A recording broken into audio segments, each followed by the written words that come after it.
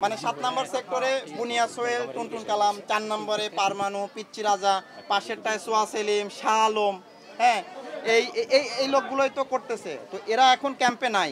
ধরেন এরা এখন ক্যাম্পে গত ৩-৪ মাস আমাদের লাগাতার অভিযানে এদের যে আস্তানাগুলো আমরা তো দখল করে নিছি, আপনারা দেখছেন। দখল মানে পুলিশের হেফাজতে নিয়ে নিছে, যেখান থেকে ওরা আর এগুলো করতে পারে না।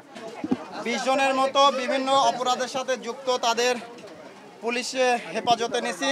আমরা পরবর্তীতে তাদের যাচাই বাছাই করব পিসিপিআর, তারপরে আইনানুগ যে ব্যবস্থা সেটা নিব। আমরা বেশ কয়েকটা বাসায় অভিযান করেছি যেগুলোতে মাদক বিক্রি হয়।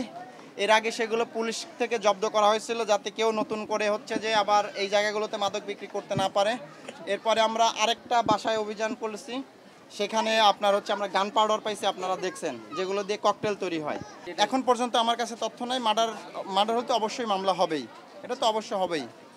এখানে আবার আরেকটা সমস্যা আছে, মানে সবার জানা দরকার যে আমরা কেন অনেক প্রয়োগ করি। ধরেন এক সেক্টরে মার্ডার হয়েছে, এরা ওই আসামি দেয় হচ্ছে যে ওই বাছাই করে করে আসামি দেয়। ধরেন এই সেক্টর 7-এর তো যে মারা গেছে সে ৭ নম্বর সেক্টরে বাস করে, অর্থাৎ বুনিয়া সোহেল, টুনটুন কালাম, এদের সাইডে এরা যায় মামলা দিবে। এদের যারা প্রতিপক্ষ আছে হয়তো ঘটনায় নাইও, এরকম লোকের নামে মামলা দিয়ে বসে থাকবে। মানে এটাও একটা বিপদ আমাদের জন্য, কারণ বাদী তো আসামি ঠিক করে, পুলিশ তো আর আসামি ঠিক করে না। পরে দেখা গেল আপনি আবার বলবেন যে বড় বড় আসামির নাম বাদ হয় না, এরকম। এটাও ব্যাখ্যা করে অগ্রিম ব্যাখ্যা দিয়ে গেলাম যে বাদী তো এখান থেকে ফিক্সড করে তারা দিবে। এখানে পুলিশ প্রশাসন ঢুকতেই ভয় পাইতো। আর এখন আপনাদের আমরা পুরো জেনেভা ক্যাম্প ঘুরায় অভিযান করে আপনাদের দিয়ে আমরা উদ্ধার করাইছি।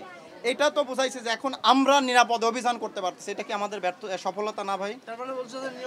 নিয়ন্ত্রণে আছে, কিন্তু মুশকিল হলো যেটা বারবার আপনাদের বলতেছি যে এখানে হাজার হাজার মানুষজন যাদের জেনেভা ক্যাম্পের বাইরে আলাদা দুনিয়া আছে এটা জানেই না, এর বাইরে চিন্তাও করতে পারে না। নতুন যে জীবিকার সুযোগ আছে এটা চিন্তাই করে না। আর জেনেভা ক্যাম্পে তো লাখ মানুষের জীবিকা দেওয়ার সুযোগ নাই, তাহলে শর্টকাট উপায় কি? জন্ম থেকে যেটা দেখতেছে সেটা হচ্ছে মাদকের ব্যবসা করতেছে, মাদক খাচ্ছে, খাওয়াচ্ছে, বিক্রি করতেছে, এটা নিয়ে সরবরাহ করতেছে এখানে।